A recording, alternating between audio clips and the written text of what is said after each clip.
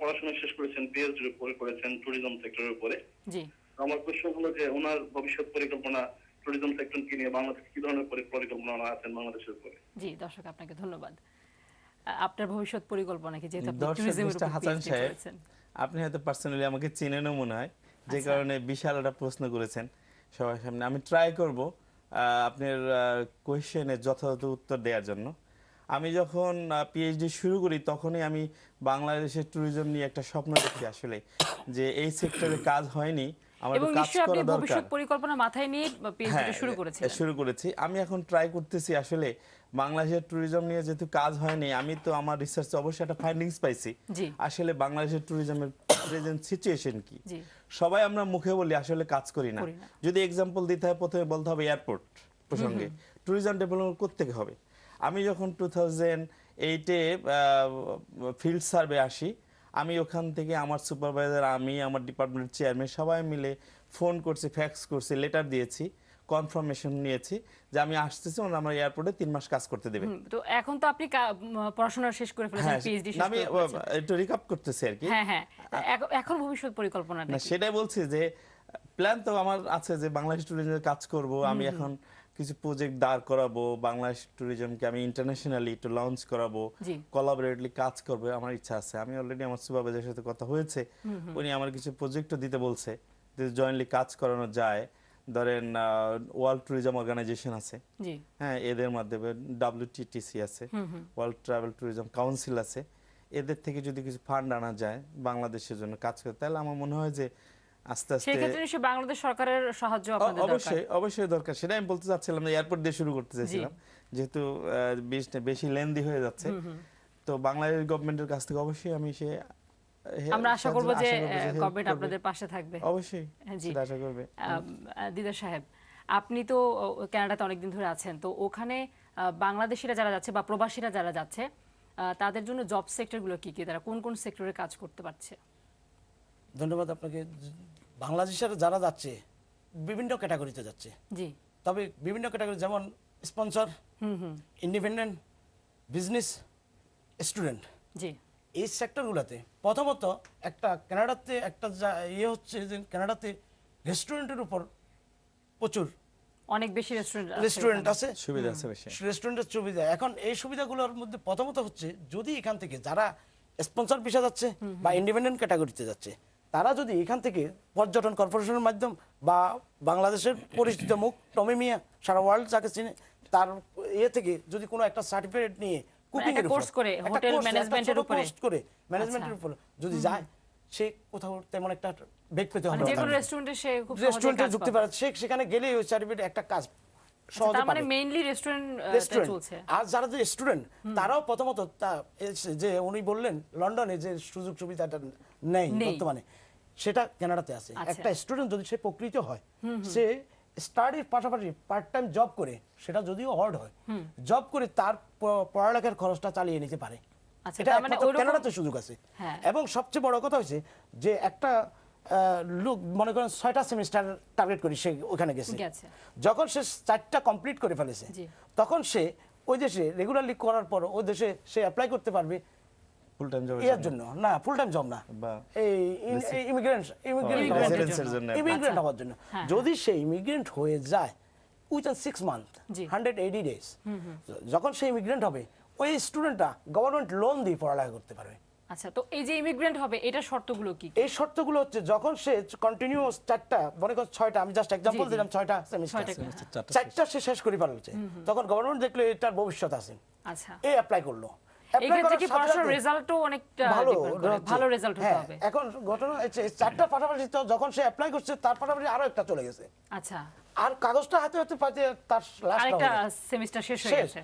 শেষ হওয়ার পর সে ইমিগ্রেন্ট হয়ে গেল। ইমিগ্রেন্ট হলে সে কি বলে, আরেকটা উচ্চশিক্ষার জন্য, যেমন উনি যেটা পেস করছেন পিএইচডি করার জন্য, ওই স্টুডেন্টটা পেস করতে হবে না, উচ্চশিক্ষার জন্য গভর্নমেন্ট লোন দেবে তাকে। তার মানে কানাডা এটা অনেক ইজি। একবারে সবচেয়ে ইজি পদ্ধতি, যে একজন ভালো স্টুডেন্ট গিয়ে ওখানে পার্ট টাইম জব করে তার পিতামাতার থেকে দিতে হবে না। তবে কিছু স্টুডেন্ট আছে তারা ইনকামও করে পিতামাতার থেকে, এটা একটা বখাটেপনা আছে, সেটা আলাদা ব্যাপার।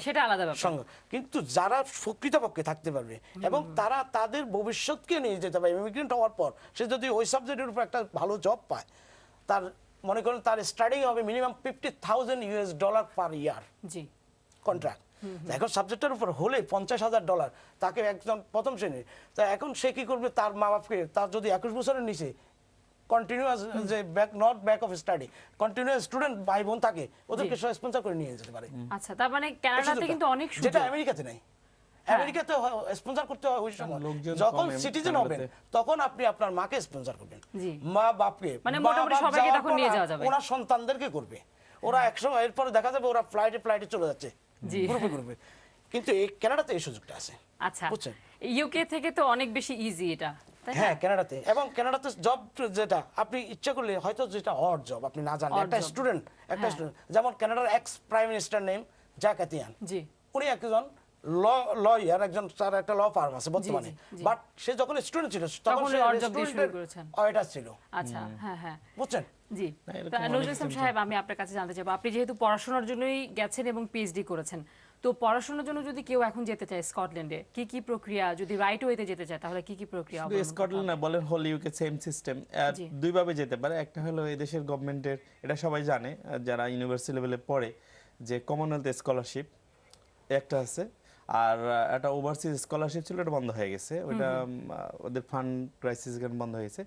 আর একভাবে যেতে পারে যে ওখানে ডাইরেক্টলি ইউনিভার্সিটিগুলো ব্রাউজ করে যে সাবজেক্টের, ওই সাবজেক্টের এস্টাবলিশ দেখে তাদের যে রিসার্চ ইন্টারেস্ট আছে, ওই ইন্টারেস্ট দেখে তাকে লিখতে পারে যে আমি এই ফিল্ডে পড়ালেখা করছি, তোমার রিসার্চ ইন্টারেস্টেই আমি এই ফিল্ডে কাজ করতে আগ্রহী, তুমি আমার নিতে ইন্টারেস্টেড। তখন ওই টিচার যদি রাজি হয়, সে বলে ঠিক আছে তুমি রিসার্চ প্রপোজাল পাঠাও। সেই ক্ষেত্রে প্রপোজাল পাঠানোর জন্য একাডেমিক যে কোয়ালিফিকেশন গুলো, এগুলো মিনিমাম ওগুলো তারা পরে দেখে, আসলে ওটা পরে দেখে। যদি দেখে যে প্রজেক্ট ম্যাচ করে ফেলে, যেন আমার যেটা হয়েছে আর কি, আমি এইভাবে করছি যে স্টাফ প্রোফাইল দেখে কোন টিচার কোন লাইনে কাজ করে, আমার ইন্টারেস্ট কিন্তু আমি তারা লিখছি যে এই লাইনে কাজ করতে চাই, তাহলে তুমি তোমার প্রপোজালটা পাঠাও 100 ওয়ার্ড বা 1000 ওয়ার্ড। ও যদি বলে দেয় যে এই জিনিসগুলো তোমার ফিউচার প্ল্যান বা মেথড কি, কিভাবে ডাটা কালেকশন, এরকম কিছু প্রেসক্রাইব দিয়ে দেয় আর কি, কি কি বিষয়ে তুমি পুরো আউটলাইনটা আপনার কাছে থেকে চেয়ে নেবে। হ্যাঁ, ও যদি রাজি হয়ে যায়, এগ্রি হয়ে যায়, তাহলে ঠিক আছে, প্রসিডিউর অ্যাপ্লিকেশন। আচ্ছা, এটা তো পিএইচডি এর জন্য বলেন আপনি? পিএইচডি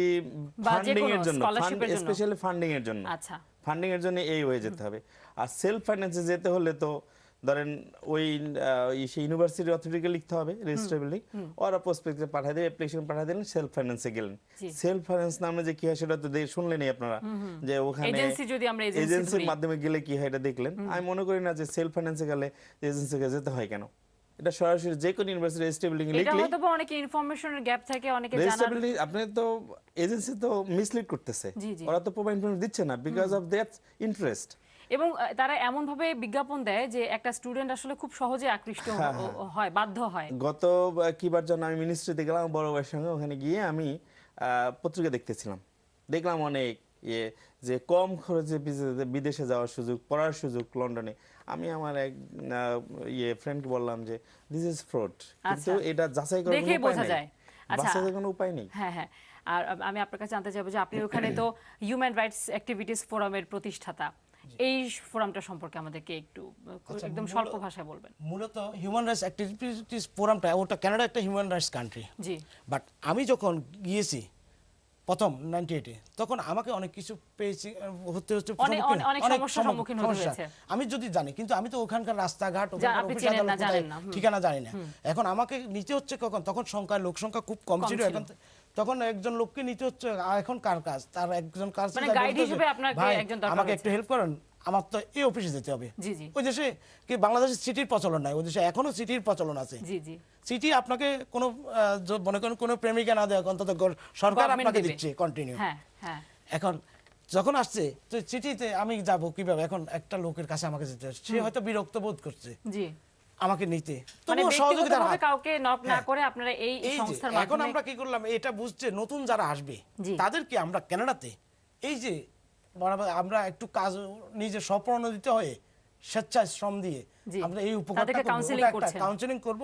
যেমন উকিলের যদি একটা নতুন লোক যায়, টুরিস্টে গেল, এখন সে পলিটিক্যাল অ্যাজালাম করলো, জি। এখন তার দরকার লিগ্যাল অ্যাডভাইস।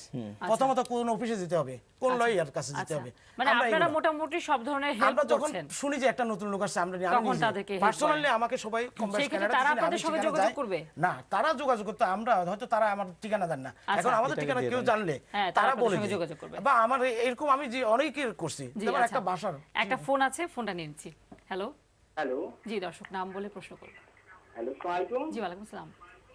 জি, আমার নাম মিশা মনিরুজ্জামান লতিফ, আমি বরিশাল থেকে কল করছি। জি দর্শক প্রশ্ন করুন। যে আমি কানাডা প্রবাসী মিস্টার দিদারুল ইসলাম ভাইয়ের কাছে দিদার ভুইয়া। দিদার বইয়া। জি দিদার ভুইয়া ভুইয়া। ভাইয়ের কাছে আমার প্রশ্ন, যে ভাই আমি একটা 5 স্টার হোটেলে কাজ করতাম কুয়েতে, হোটেল রমাদা। আমার সেক্ষেত্রে আমার সেখানকার এক্সপিরিয়েন্স সার্টিফিকেট, যেটা হলো best of year, employer of the month, এগুলো সবকিছুই আছে। কিন্তু আমি বাংলাদেশেও আমি অনেকবার অনেক হোটেলে অ্যাপ্লিকেশন করছি, কিন্তু সেক্ষেত্রে দেখা যায় যে আমাকে এখানে আমাকে কোনো হোটেলে কোনো হারে কোথাও কোনো অ্যাপ্লাই মানে নিচ্ছে না। দিচ্ছে না। আর shortage এখন আমি হচ্ছে না। চাচ্ছি যে আমি মনে হয় যে বাহির থেকে আসছি, আমি একটু বাহিরে চেষ্টা করার জন্য আমি ইটালিতেও আমি অ্যাপ্লিকেশন করা আছে আমার। আচ্ছা, কিন্তু সেখানে দেখা যায় যে এখন আমরা তো দেশের সিস্টেমটা তো অবশ্যই জানেন যে আমাদের বাংলাদেশি লোকের মূল্যায়নটা কেমন করছে। আপনি এখন জানতে চাচ্ছেন কি? ওয়ে আছে যে সেক্ষেত্রে আমি কোনো অ্যাপ্লিকেশন করতে পারি বা আমার সার্টিফিকেটটা আমি কাজে লাগাইতে পারি, যে আমার এক্সপেরিয়েন্সটা আমি ধরে রাখতে চাই, আচ্ছা। না হলে তো আমি ড্যামেজ হয়ে যাচ্ছি। না কোনো জি ওয়ে আছে দর্শক কিনা যাওয়ার। আপনাকে ধন্যবাদ। ধন্যবাদ। এখন উনি কি করতে পারেন? উনি ধন্যবাদ যেহেতু দর্শক বলেছেন, আপনাকে আপনার প্রশ্নটার একদম জন্য। কম সবচেয়ে কথার কম মধ্যে সময়ের দিব। মধ্যে আপনাকে বলি, আপনি যেহেতু রামাদা হোটেলে চাকরি করছেন, সবচেয়ে আপনার সেখানে একটা অভিজ্ঞতা আছে এবং সার্টিফিকেট আছে। রামাদা কানাডাতে আছে। আচ্ছা, উনি এখন এখন একদম সহজ আপনি সবচেয়ে বড় কথা, অনলাইনে গিয়ে আপনি আপনি রামাদা apply হোটেলে করেন। আপনি তাদের সেই সুযোগ সুবিধা, তাদের ইয়েতে যাই, আপনি কানাডার রামাদাতে অ্যাপ্লাই করেন, জি। ওরা আর কিছু না হোক আপনাকে উত্তরটা দেবে, আচ্ছা আচ্ছা, যেটা তার মানে বাংলাদেশে করে না। ওই যে হোটেলে ওনার কাজ করার অভিজ্ঞতা আছে, সেম হোটেলে সেম হোটেল কানাডাতে আছে, রামাদা ইন্টারন্যাশনাল। ওখানে উনি সেই অ্যাপ্লিকেশন করবেন। উনি অ্যাপ্লিকেশন করতে পারে, রামাদা আচ্ছা। যেহেতু ওয়েবসাইটে আছে। জি জি, আপনাদের দুজনকে অসংখ্য ধন্যবাদ। আজকে আমাদের অনুষ্ঠানের সময় প্রায় শেষ, অনেক কথাই বলার ছিল কিন্তু অনুষ্ঠানের সময় স্বল্পতার জন্য হয়নি। আপনাকে অনেক ধন্যবাদ। অনেক এবং ধন্যবাদ। এখানে আপনারা যারা আমাদেরকে আমন্ত্রণ জানাচ্ছেন না, এই টেলিভিশনের ক্যামেরার সামনে বা ক্যামেরার পিছনে যারা কলাকৌশলী আছেন, প্রত্যেককে ধন্যবাদ আমার পার্সোনাল পক্ষ থেকে, এবং আমি একজন কানাডা প্রবাসীর পক্ষ থেকে আপনাদেরকে ধন্যবাদ। জি আপনারা যে আমাদেরকে এখানে অতিথি হিসাবে আমন্ত্রণ জানিয়েছেন, এই জন্য আপনাদের অশেষ অশেষ ধন্যবাদ। জি, আপনাদের দুজনকেও ধন্যবাদ, আর আপনাদের সব প্রবাসীদের জন্য আমাদের শুভকামনা রইল। ধন্যবাদ। ধন্যবাদ দর্শক- সবাইকে, ধন্যবাদ স্টুডিও সকলকে ধন্যবাদ। জি দর্শক, এতক্ষণ দেখছিলেন ডিভাইন গ্রুপ সীমানা পেরিয়ে অনুষ্ঠান। আমাদেরকে আপনার মতামত বা তথ্য জানাতে ইমেল করুন এই ঠিকানায়, সীমানা পেরিয়ে @rtvbd.tv। আগামী পর্বে আবারও দেখা হবে, সে পর্যন্ত সবাই ভালো থাকুন। ধন্যবাদ সবাইকে।